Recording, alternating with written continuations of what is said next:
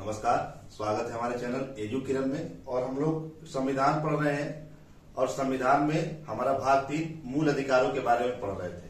ठीक है, तो ध्यान देंगे, हम लोग इसके पहले के वीडियो में 5 मूल अधिकारों के बारे में पढ़ चुके थे और ये जो अगला मूल अधिकार है ये संवैधानिक उपचारों का अधिकार है, यानी कि छठा मूल अधिकार। इसका वर्णन किया गया है अनुच्छेद 32 में। ठीक, अनुच्छेद 32 में वर्णन किया गया है। ध्यान देंगे, इसको संविधान की आत्मा कहा जाता है।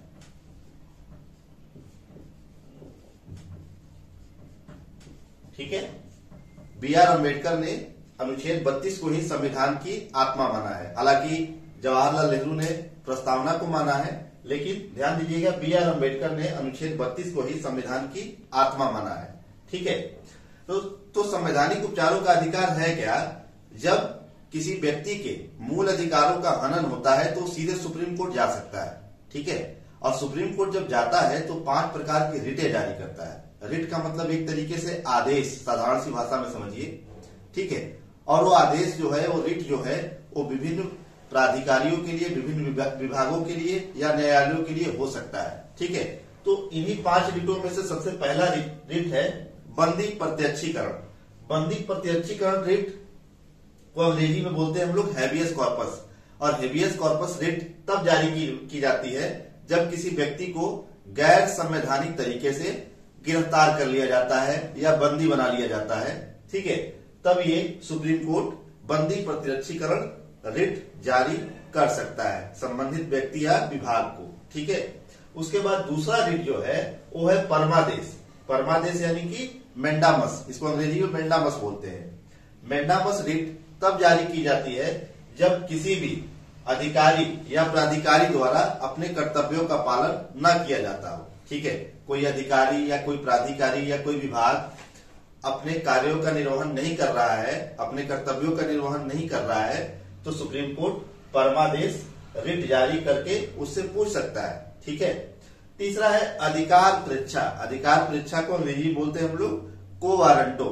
को वारंटो के रिट के तहत सुप्रीम कोर्ट जो है किसी भी व्यक्ति या विभाग से यह पूछ सकता है कि उसने प्रश्नगत कार्य, जो व्यक्ति अपने प्रश्न को लेकर गया है सुप्रीम कोर्ट, तो संबंधित विभाग या अधिकारी या किसी सरकारी पद से ये पूछ सकता है कि आपने ये कार्य किस अधिकार के तहत किया है, क्या आपको अधिकार है।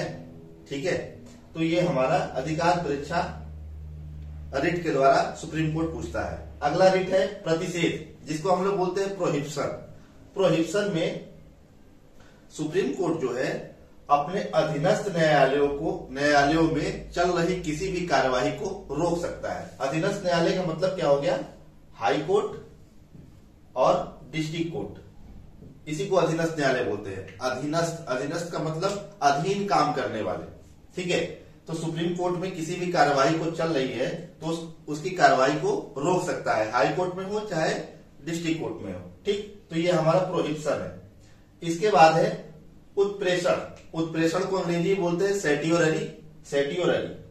इसमें ये होता है सेटियोररी में कि सुप्रीम कोर्ट निचली अदालतों के आदेशों एवं फैसलों को रोक सकती है या उसको रद्द कर सकती है या बदल सकती है।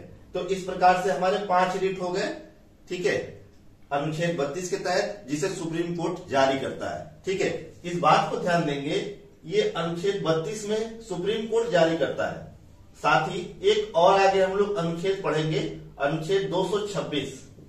ठीक है, अनुच्छेद 226 में हाई कोर्ट यानी कि उच्च न्यायालय सेम यही 5 रिटें जारी कर सकता है, हाई कोर्ट भी। ठीक है, लेकिन वो अनुच्छेद 226 में वर्णित है। ठीक है, तो इस प्रकार से हमारे 6 मूल अधिकार समाप्त हो चुके हैं। ठीक, इसके बाद हम लोगों ने देखा था कि मूल अधिकारों का जो वर्णन है वो अनुच्छेद 12 से 32 तक किया गया है। ठीक है, 12 से 35 तक किया गया है, तो 32 तक हमारे मूल अधिकारों की चर्चा की गई है। उसके बाद अनुच्छेद 34 ये कहता है मार्शल लॉ।